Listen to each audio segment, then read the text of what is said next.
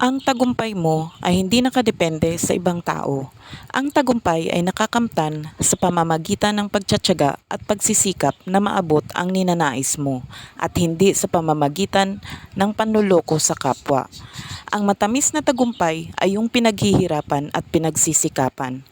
Paano mo nasabing nagtagumpay ka kung may naapakan at niloko kang ibang tao? Masasabi mo bang nagtagumpay ka pero sa likod ng isipan mo ay may niloko ka? Ang tunay na tagumpay ay ang pagiging masaya at pagkakontento sa buhay na meron ka.